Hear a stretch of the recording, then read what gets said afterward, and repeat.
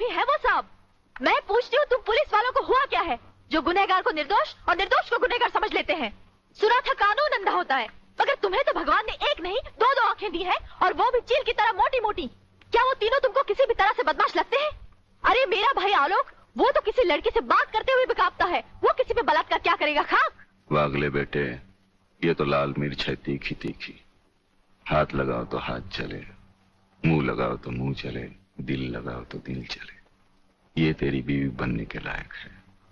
अरे इस तरह घूर घूर के क्या देख रहे हो? पहले कभी लड़की नहीं देखी क्या? लड़कियां तो बहुत देखी, लेकिन तेरे जैसे तीखी पहली बार देखी। क्या तीखी? क्या नाम है तुम्हारा?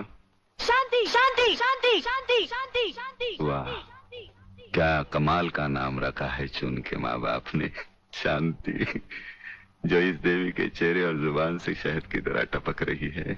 हाँ? हंस क्या रहे हो दांत निकाल कर? मुझे अपने भाइयों से मिलना है। हवलदार, मिलने दो इसे। साहब, उन तीनों को अस्पताल ले गए हैं शिनाख्त के लिए।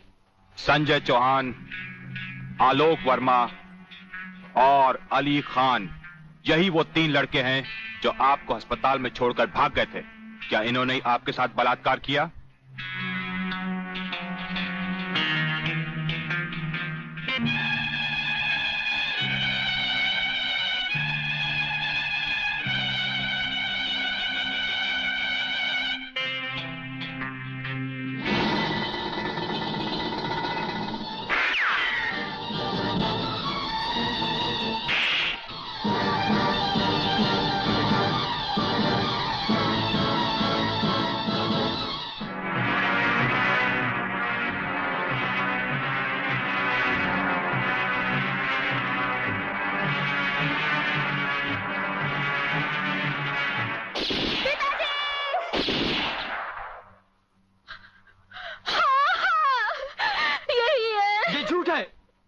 ये सरासर झूठ है।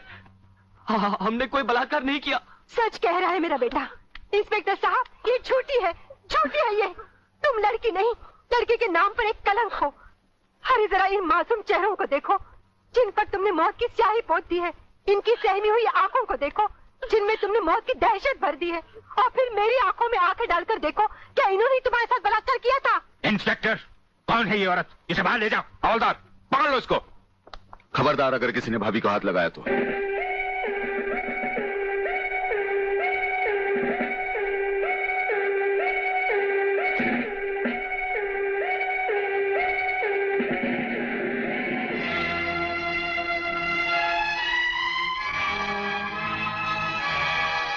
इंस्पेक्टर वागले, आप जानबूझकर अनजान बन रहे हैं।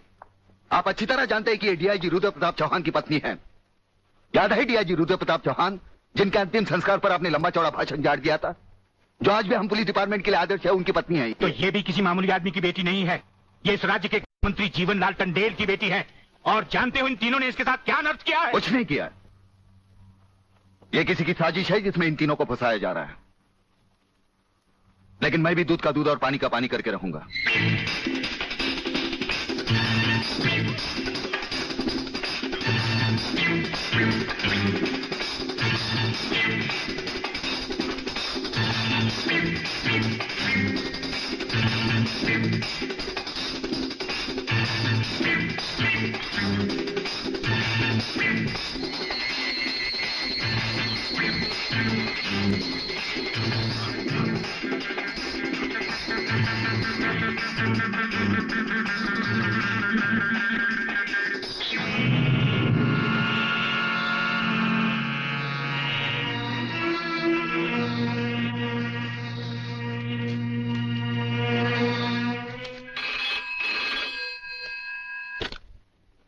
हरिप्रसाद स्पीकिंग।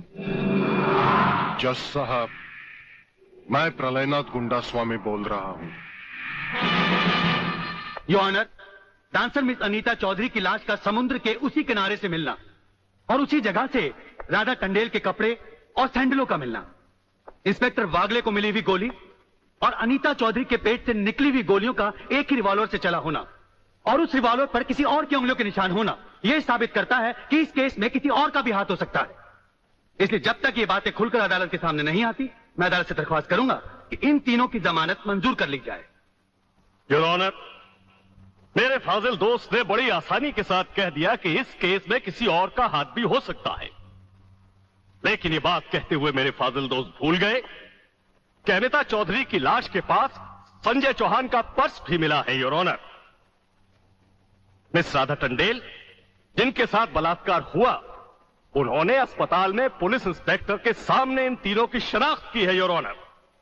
इसके अलावा डॉक्टर गुप्ता की रिपोर्ट मौजूद है। इन तमाम बातों से जाहिर है, योर ऑनर, कि रेप और मर्डर इन्हीं तीनों ने एक साथ मिलकर किया है। लिहाजा मेरी कोर्ट से गुजारिश है कि इनकी जमानत किसी भी कीमत पर मंजूर नहीं की जाए।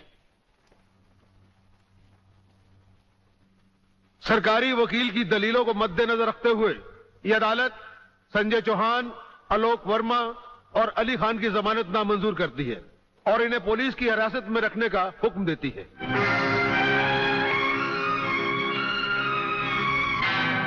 योर ऑनर, मैं इंस्पेक्टर वागले इस केस की छानबीन मैं कर रहा हूं।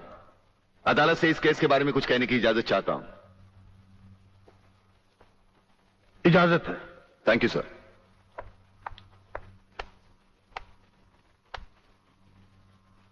योर ऑनर, इंसाफ के इस मंदिर में आपको न्याय करते हुए कई साल हुए होंगे और इन सालों में आपके सामने रेप और मर्डर्स के अनगिनत केसेस भी आए होंगे।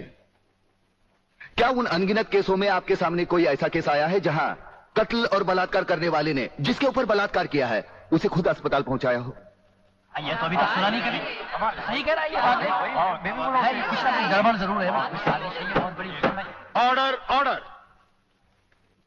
इंस्पेक्टर वागले, मुझसे सवाल करने की बजाय आप इस केस में रोशनी डालिए। वही कोशिश कर रहा हूं सर। अदालत सरकारी वकील की जिन दलीलों को मद्देनजर रखते हुए इन लड़कों की जमानत नामंजूर कर रही है, मैं उन्हीं दलीलों के बारे में कुछ कहने की इजाजत चाहूंगा। इजाजत है। सरकारी वकील का कहना यह है कि अनीता चौधरी की लाश के पास संजय चौहान का पर्स मिला। हो सकता है बेहोश राधा टंडेल को उठाते वक्त वो पर्स वहां गिर गया हो। अब इनका कहना यह है कि राधा टंडेल ने इन लड़कों के खिलाफ बयान दिया है। यह भी तो हो सकता है कि वो बयान उसे किसी के दबाव में आकर दिया हो। जिस डॉक्टर ने बलात्कार की रिपोर्ट बनाई वो भी खरीदा गया हो। आपकी इन दलीलों से अदालत अपना फैसला नहीं बदल सकती। यह फैसला आप जबरदस्ती इन पर लाद रहे हो। इंस्पेक्टर वागले, अगर मैं चाहूं तो अदालत की तौहीन के जुर्म में मैं तुम्हें अभी टर्मिनेट कर सकता हूं। कोई परवाह नहीं है मुझे इस बात की। मेरा तो विश्वास उठ गया इस कानून से। कौन सा कानून, कैसा कानून? यह कानून तो चंद मुजरिमों की रखेल बन बैठा है। इसलिए लोग अदालत का दरवाजा खटखटाने के बजाय गुंडों की चौखट चूमते हैं। Take him out of the court. अगर जिंदगी में किसी से रिश्वत ना ली हो तो ही मुझे हाथ लगाना।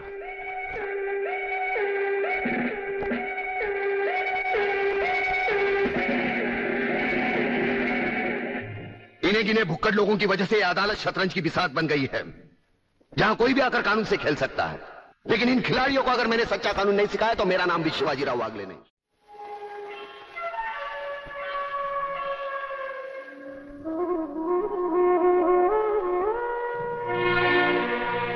नहीं यार, इस तरह तो हिम्मत हार के हम बिना फांसी के ही मर जाएंगे। ये क्या हो गया तुम दोनों को यार? अली, सोचता हूं मेरी बहन शांति पर क्या बीत रही होगी। मुझे पढ़ा लिखा कर एक बड़ा इंसान बनाने के लिए क्या कुछ नहीं किया उसने।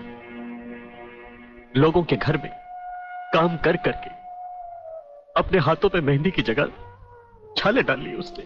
आलोक, तुम्हारी तो वो सिर्फ बहन है, मगर मेरे लिए वो बहन भी है और मां भी है। अगर बचपन से ही उसका प्यार मुझे ना मिला होता तो शायद ये अनाथ सड़कों पर ही अपना दम तोड़ देता। मेरी मां पर भी क्या बीत रही होगी। वो तो रो रो कर पागल हो गई होगी। अगर मुझे कुछ हो गया तो उसका भरोसा भगवान पर से भी उठ जाएगा। तुम इन 3 लड़कों के केस में कहां उलझ गए? हो सकता है इन बच्चों का केस महज इत्तेफाकी हो। इत्तेफाक नहीं है सर। ये कड़ियां भले ही अलग अलग नजर आ रही हो, लेकिन अगर गौर से देखें तो ये सब एक ही जंजीर की कड़ियां हैं, जिसमें एक न एक दिन जीवनलाल टंडेल, रसिकनाथ और गुंडा स्वामी की कलाइयां फंसेंगी। ये इत्तेफाक नहीं है सर, इत्तेफाक नहीं है।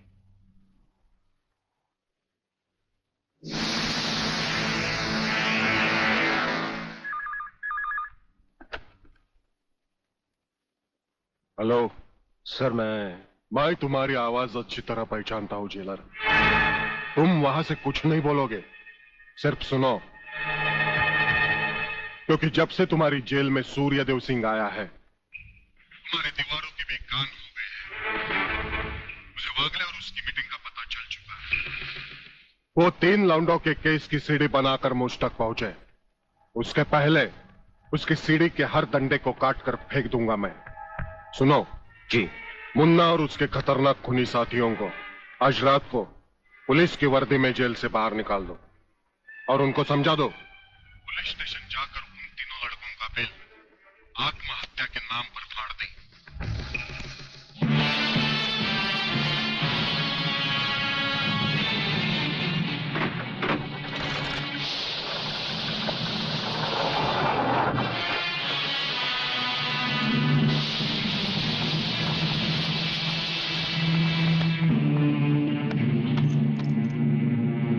टेलीफोन का वायर काट दो, अब इसे बांध दो।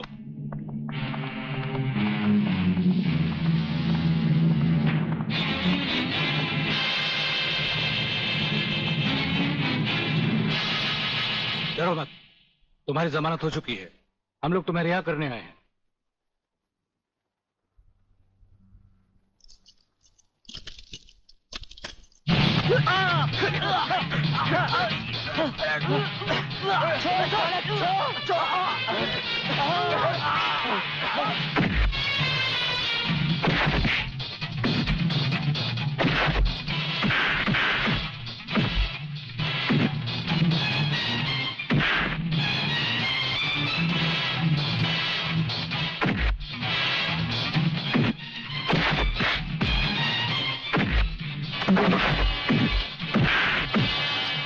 छोड़ना मत संजू।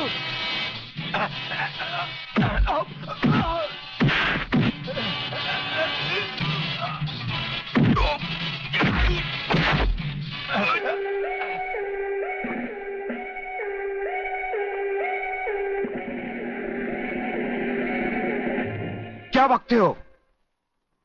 किसने बताया तुम्हें?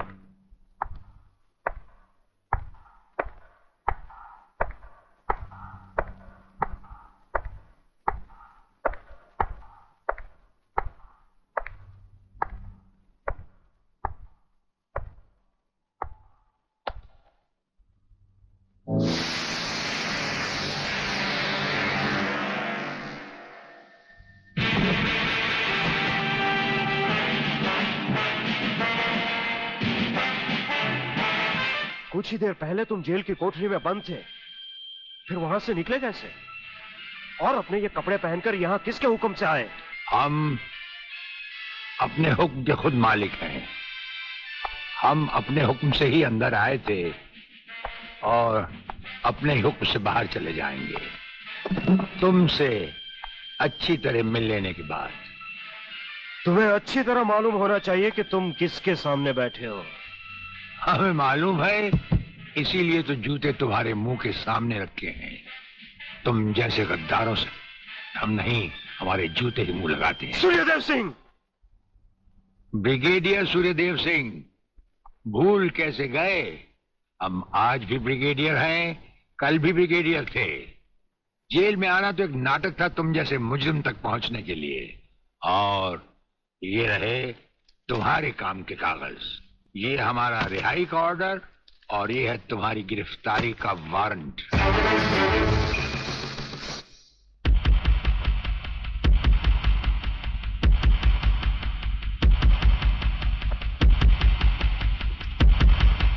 याद करो वो दिन जब तुमने ये वर्दी पहनने से पहले एक कसम खाई थी।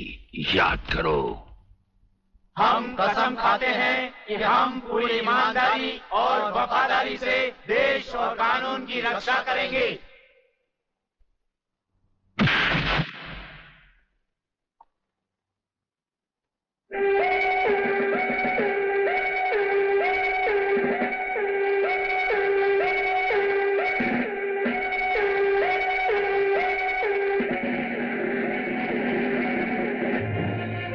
इन नंगों की बारात में ये वर्दी वाला दूल्हा नहीं जाएगा वागले। इसके भी कपड़े उतार डालो।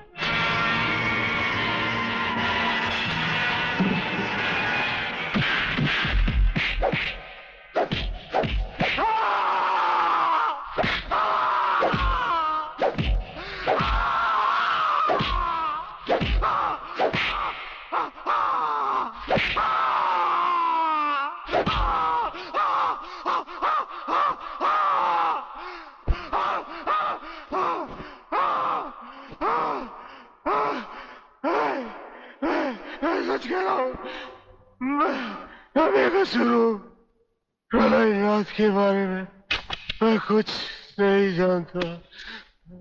बेहोश होने से पहले 3 बार, होश में आने के बाद 3 बार तेरा इसी तरह इलाज करता रहूंगा।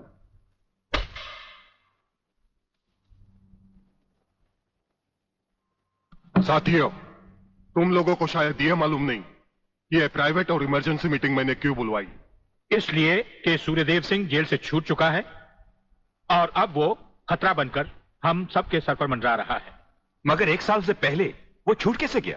उसका जेल जाना एक नाटक था कादर। उसने जेलर और हमारे 4 खूंखार कातिलों को गिरफ्तार करके किसी ऐसी जगह छुपा दिया है कि जिसके बारे में पुलिस डिपार्टमेंट को तो क्या, मुझे भी मालूम नहीं। जीवनलाल, मेरे 4-5 आदमियों को गिरफ्तार करके अगर वो मुझ तक पहुंचने का ख्वाब देख रहा है तो उसका ये ख्वाब मैं कभी भी पूरा नहीं होने दूंगा। अब सूर्यदेव सिंह नाम का बिल फाड़ना ही पड़ेगा। मगर कुछ नहीं चलेगा जीवनलाल। अब 15 अगस्त को ज्यादा दिन नहीं है। जानते हो, सूर्यदेव सिंह हमारे लिए बहुत बड़ा चैलेंज है और बड़े से बड़े चैलेंज के साथ टकराने का प्रलयनाथ को शौक है। तुम तुम्हारी मिनिस्ट्री संभालो, सूर्यदेव सिंह को आज से मैं संभालूंगा।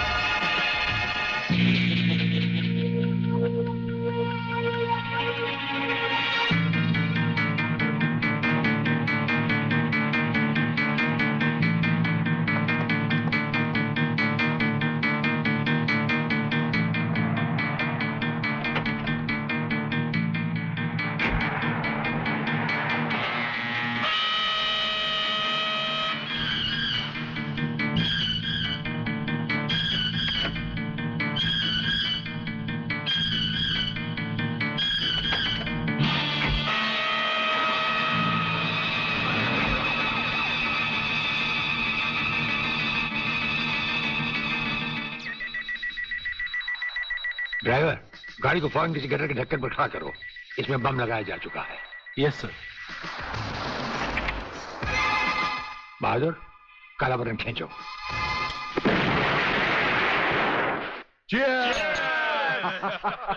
पियो, आज जी भर कर पी लो।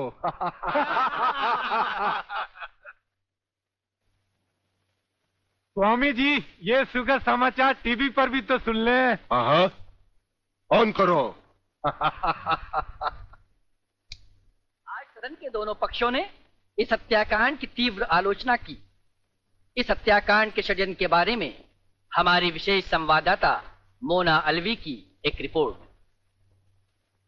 आज दोपहर ब्रिगेडियर सूर्यदेव सिंह अपने विशेष दस्ते के साथ भोजन के लिए रवाना हुए। अचानक उन्हें अपनी कार में सिग्नल सुनाई दिया, जो कार में बॉम्ब रखे जाने का संकेत देता है। सूर्यदेव सिंह ने अपनी गाड़ी एक गटर के ढक्कन पर रुकवाई और अपने विशेष दस्ते के ब्लैक कमांडो से ये काला बटन खींचने को कहा। इससे गाड़ी के नीचे का हिस्सा साइड में खिसक गया और धमाके से पहले ही ब्रिगेडियर सूरदेव सिंह अपने आदमियों के साथ ही भूमिगत हो गए। तो इस तरह उन्होंने अपनी समझदारी और बहादुरी से अपनी और अपने आदमियों की जान बचाई। तो आइए आज हम ब्रिगेडियर सूर्यदेव सिंह से आपका साक्षात्कार कराएंगे।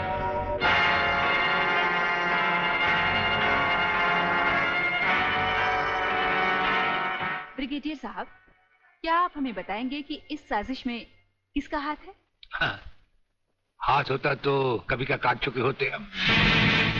ब्रिगेडियर साहब, आप हमारे दर्शकों को बताएंगे कि इन देशद्रोहियों ने आप पर हमला क्यों किया? जाहिर है कि हमें जीवन दान देने के लिए नहीं, हमारी जबान भी हमारी गोली की तरह दुश्मनों से सीधे बात करती है, टीवी पर नहीं।